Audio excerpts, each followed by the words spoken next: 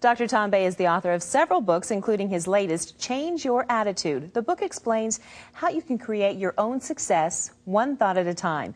He's also a highly sought-out motivational speaker employed by corporate giants such as AT&T, Marriott, Qualcomm, and Sony. Welcome to Making It. We appreciate you being here. Thank you. My pleasure. Now, first of all, let's say the name of your book again. The title is Change Your Attitude, Creating Success, One Thought at a Time. So you say changing your attitude can really change your life. How so? Absolutely. It's a reflection of who you are. And even at times when you think you may be hiding it, those around you can pick up on it immediately. So if you're giving off a positive attitude and you really do feel it, it shows. If you're pretending it's positive and it really isn't, it shows as well. You just can't act. Yeah. It just doesn't work. It's hard to hold that act the whole time. Absolutely. Absolutely. Well, we talk about having a good attitude as being really important in business. How can a person assess their attitude and find out if it's working for them?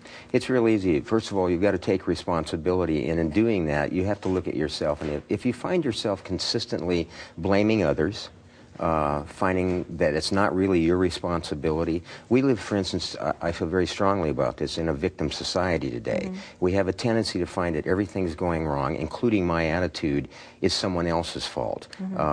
Students will say, well, it's my teacher's fault, it's my professor's fault, it's my spouse's fault, it's my kids, it's my boss. And what it really boils down to, it's a reflection of who you are inside. Right. But you have to be honest with yourself about it. Absolutely. You talk about having a right attitude and a wrong attitude. Right. Can you give me examples of both?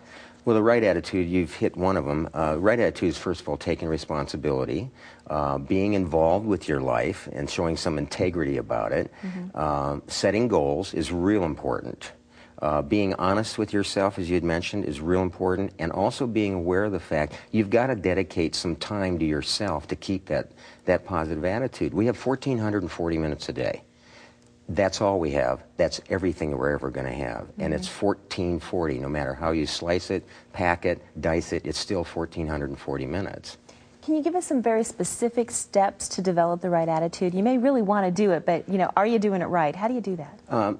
First of all, it's important to set down ideas on paper, thinking about them and what have you. Some of the things that people don't do is take some time to soul search. One of the perfect times to do it is we have a tendency when we get into a vehicle, it's almost habit. We reach to turn on the radio or the CD.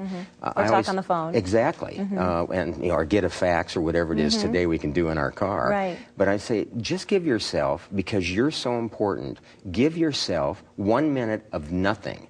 Don't turn the radio on. Consciously think, I'm going to just focus on myself for a bit. In many cases, you know what you'll find out, Lynette? You'll drive 50 miles and not realize you've never turned it on because the conversation is so interesting. Right. And you start assessing some things about your life and what you need to be doing with it and where you'd like to go. You start out with a minute, but you really need more than that. Absolutely. Yeah. But start with a minute. Can you give us some more examples on some tips to set clear goals and stick to them? We heard somebody say about writing them down every day, telling yourself every day. You agree with that? Yeah, Jack had mentioned that. That is so vital because we are so busy today. The goals need to be written down. And oftentimes what I will tell individuals that I've worked with, not only do you write it down in your planner or paper that you carry around with you on a day as part of your tasks, make sure you have some steps to make sure you meet your goals. Another thing you can do is put it on a sticky note and put it on the mirror. When you're shaving in the morning, putting on makeup, there's a reflection there that you can read that note to remind yourself, I have these goals for today or for this week. Right. So you stay focused. And when you don't meet those goals? When you don't meet those goals, guess who you're looking at in the mirror? It's back to reassessing again. What do I need to do differently? What haven't I done that I said I was going to do? Right. What did I overlook? You're in control of your destiny. Thank you so much. Great tips. Thank you, Tom. We'll tell you how you can contact Dr. Tom Bay right after this break, so stick around.